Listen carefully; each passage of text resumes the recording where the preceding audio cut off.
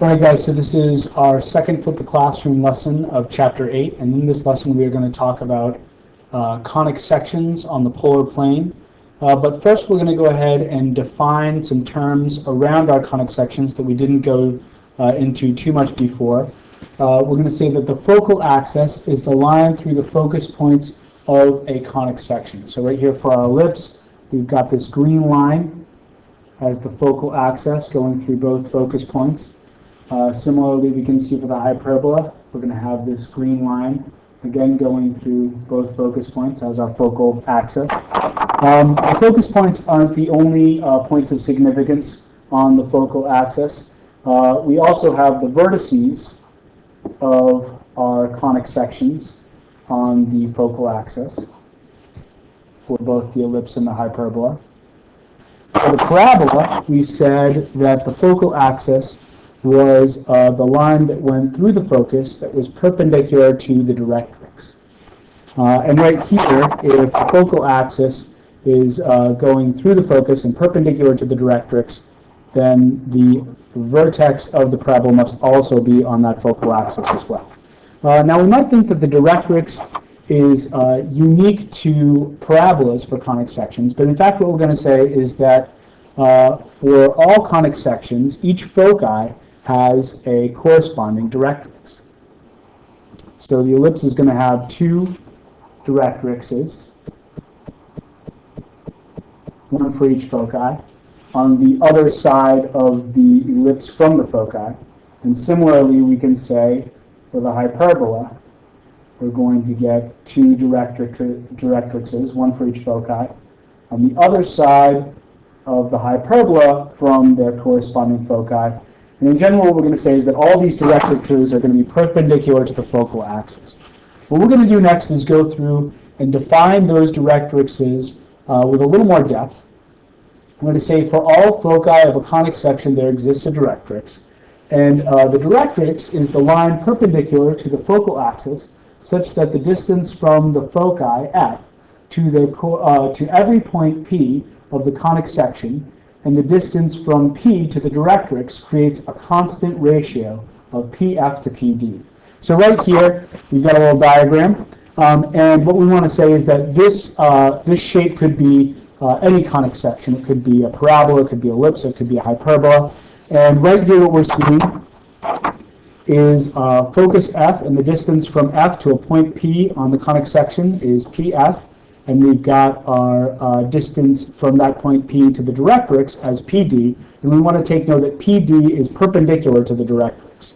And what we're saying right here is that the ratio of these two distances is going to be constant for every point on our conic section. So we can sort of say that as PF increases, PD would increase correspondingly to keep that ratio constant.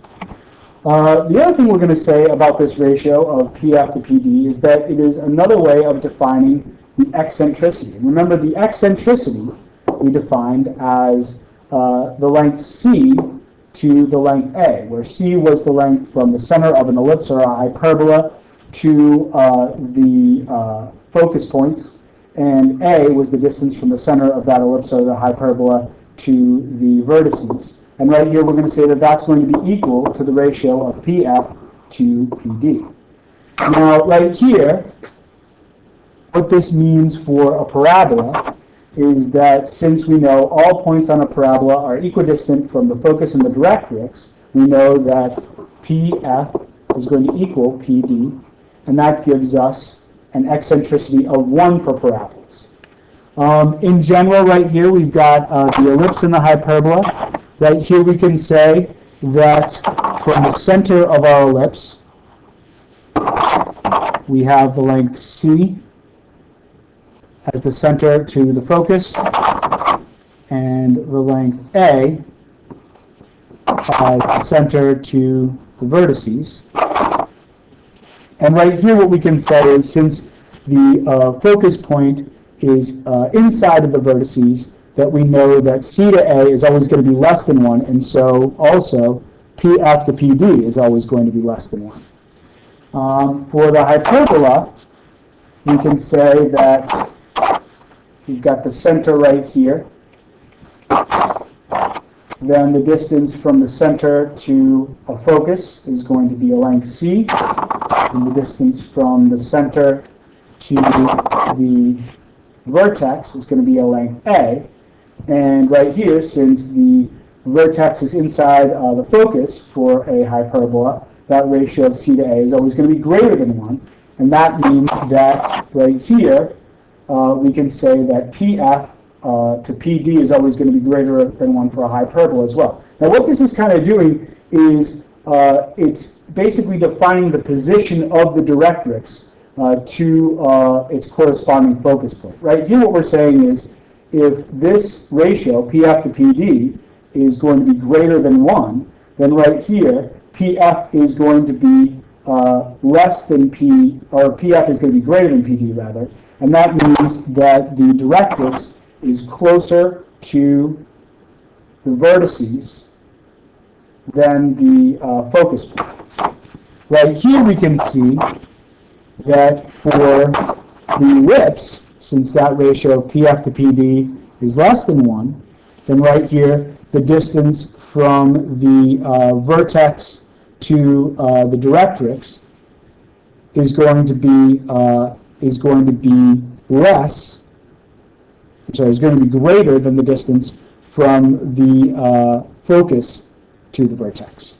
So in a way we can sort of think about this ratio is also defining where the directrix is with relation to the conic section itself. For an ellipse, it's going to be a little bit further away, and for the hyperbola, we can say it's going to be a little bit closer.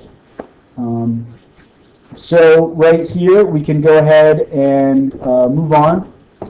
And what we're going to do next is we are going to use the definition of the eccentricity that we've just determined, pf to pd, to get an equation for a conic section on the polar plane.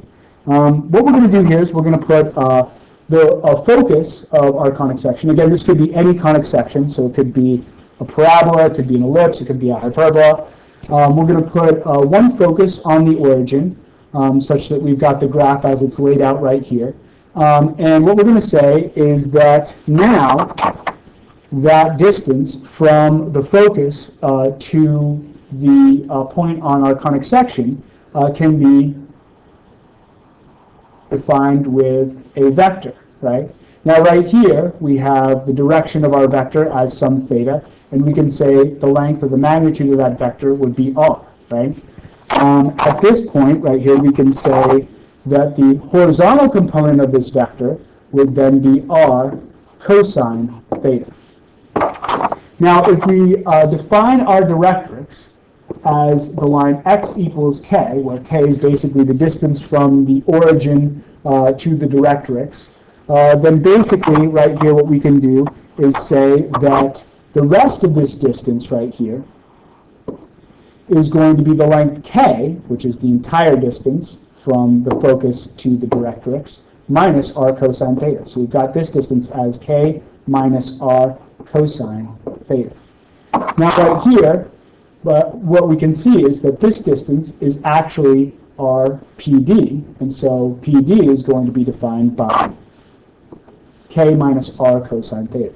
Now, one thing that we didn't specify here that we should really mention before we go any further is that the focal axis in this case is the x-axis, right? So basically, that focal axis that is perpendicular to the directrix going through the focus is the x-axis for the case that we've laid out here.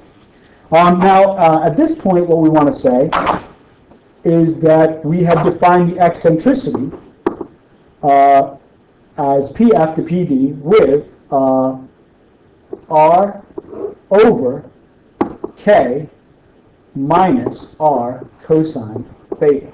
So essentially what we have here is an equation with the eccentricity and k as constants, and r and theta varying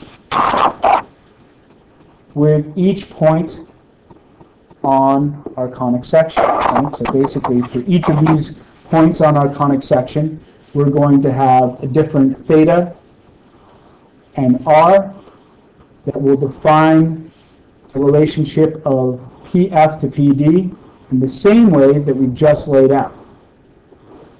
Now basically what we're seeing here then is an equation with R and theta as variables, and if we solve for R, we're going to have an equation that defines a length R as the output of our theta. So basically saying that that distance in the direction theta is now defined by the theta. So basically right here, what we're going to do is isolate R. Now right here, that's going to give us a polar equation that we can graph on the polar axis.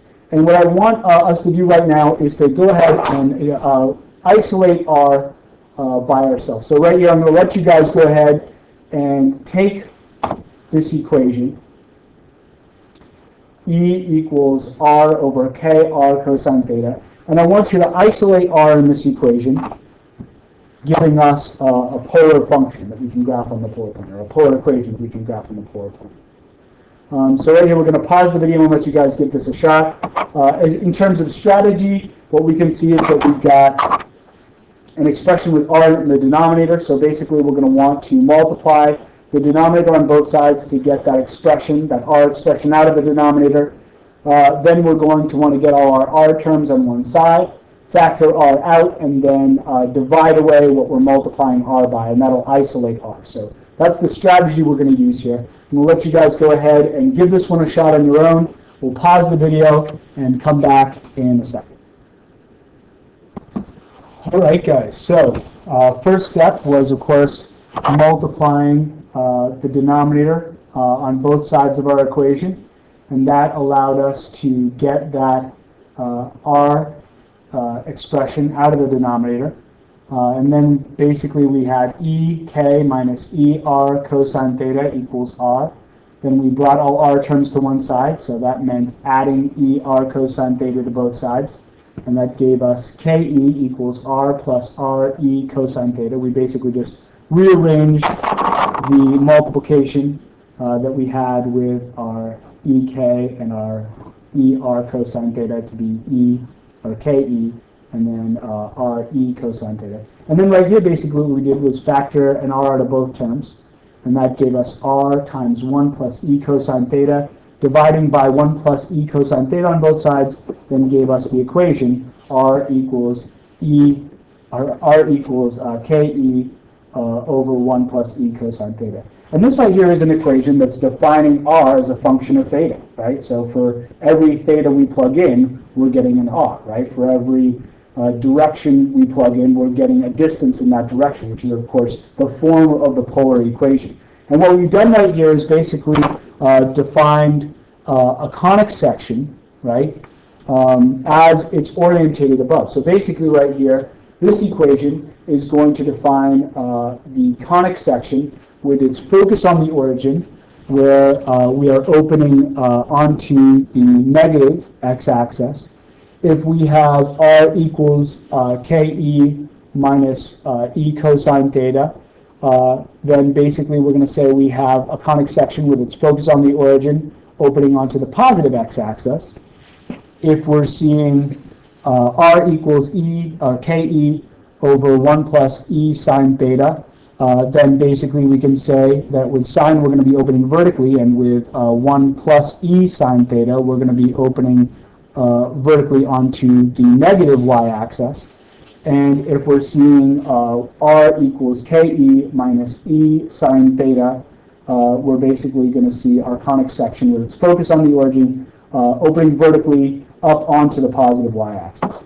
So these are the forms of the equations that will define our conic sections. All of these equations define a conic section, and what's going to determine the conic section they define is the eccentricity.